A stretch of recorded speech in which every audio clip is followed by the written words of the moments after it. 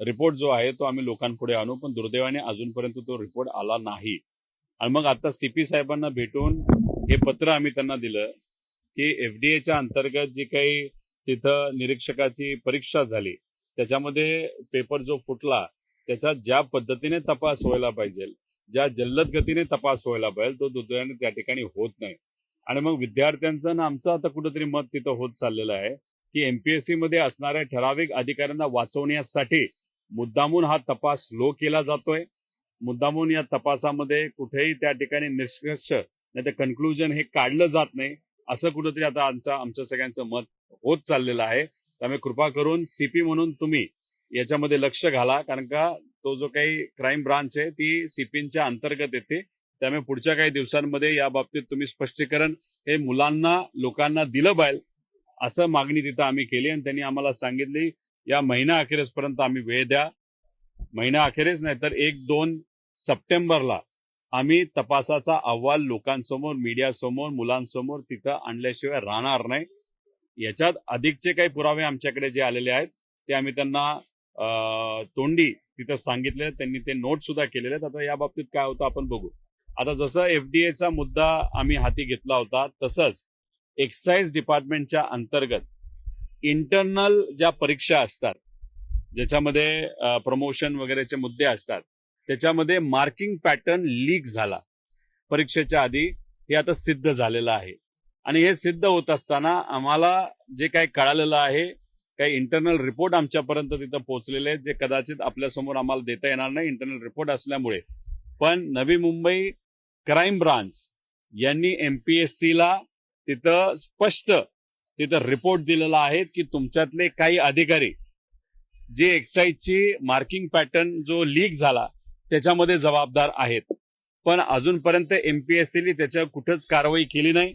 त्याबद्दलची माहिती ही तिथं लोकांना मीडियाला तिथं दिली नाही. त्यामुळे आम्ही सुद्धा आता एमपीएससीला जाऊन तिथं ठाम विचारणार आहोत की ह्या सगळे तपास जे कन्क्लूड झालेत ते तुम्ही लोकांसमोर का आणत नाही, स्पष्ट भूमिका तुम्ही तिथं का घेत नाही.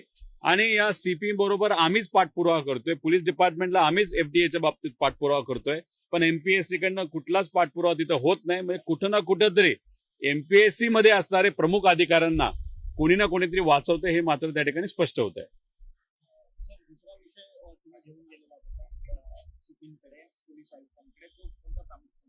एक तर एसआरए मध्ये मिटकर नावाचा जो अधिकारी त्यांनी जो तिथं मोठ्या प्रमाणात भ्रष्टाचार केलेला आहे आणि मिटकरांबरोबर अजून काही इतर अधिकारी आहेत जे त्या भ्रष्टाचारामध्ये सहभाग त्यांनी तिथं घेतला होता.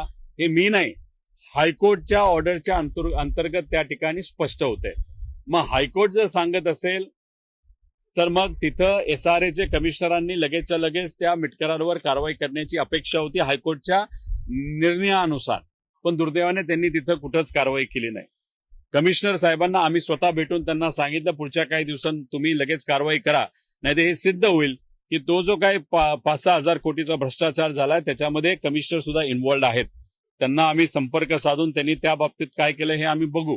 पण महत्वाचं काय, ही संघटित गुन्हेगारी आहे. याच्यामध्ये काही अधिकारी एकत्रित येऊन सरकारचा पैसा नाहीतर सरकारची जमीन तिथं कुठेतरी लाटण्याचा डेव्हलपरच्या माध्यमातून प्रयत्न तिथे करत आहेत. आणि असं जर होत असेल तर मकोकाच्या अंतर्गत त्यांच्यावर कारवाई ही केली जाऊ शकते. त्यामुळे हे असं पत्र आम्ही आता तिथं सीपी साहेबांना दिलेलं आहे आणि मकोकाच्या अंतर्गत कारवाई त्या अधिकाऱ्यांवर, कारण का संघटित गुन्हेगारी ही असल्यामुळे त्यांच्या तिथं कारवाई व्हावी अशी विनंती केलेली. त्यांनी म्हणलंय की मी हायकोर्टची पण ऑर्डर दिली, एसआरएच्या कमिशनरला दिलेलं पत्र सुद्धा दिलंय आणि यांना दिलेलं पत्र सुद्धा आहे. ते म्हणाले की याच्यावर नियमानुसार काय आम्हाला करता येईल याचा तपास आणि याचा अभ्यास करून पुढच्या 2-3 दिवसामध्ये आम्ही त्या बाबतीत तुम्हाला स्पष्टीकरण देऊ. प्रमुख अधिकारी कोण आहेत की जे या सगळ्या गोष्टींमध्ये या भ्रष्टाचारांमध्ये इन्व्हॉल्वमेंट आहे आणि मुंबई महानगरपालिकेच्या किंवा मुख्याची शासकीय भूखंड आहे जी विकासकांच्या नाही, याच्यामध्ये आम्ही जे सांगितलं मिटकर नावाचा एक अधिकारी आहे, हे जे हायकोर्ट आहे त्यांनी त्या ठिकाणी सांगितलेलं आहे. त्यांच्याबरोबर काही इतर अधिकारी आहेत, त्यातले काही अधिकारी हे रिटायर झालेले आहेत. हे काय मी माझ्या तोंडून नाहीतर मला मिळालेल्या माहितीनुसार मी बोलत नाही. मला हायकोर्टची ऑर्डर माझ्या हातामध्ये त्या पद्धतीने तिथे बोलतो. हायकोर्टली सांगून सुद्धा जर एसआरए मध्ये तिथं कारवाई होत नसेल मग एकतर हायकोर्टचा अपमान तिथं हे सरकार करते, अधिकारी करतायत आणि त्यांनी दिलेला निकाल हा तिथं लागू केला जात नाही. म्हणजे कोणी ना कोणीतरी मोठा माणूस अशा चिरकुट पण पैशाली मोठ्या प्रमाणात बलाढ्य झालेले आणि मोठ्या प्रमाणात भ्रष्टाचार केलेला अधिकाऱ्यांना कोणी ना कोणीतरी राजकीय नेता वाचवतं हे मात्र त्या ठिकाणी सिद्ध होतं.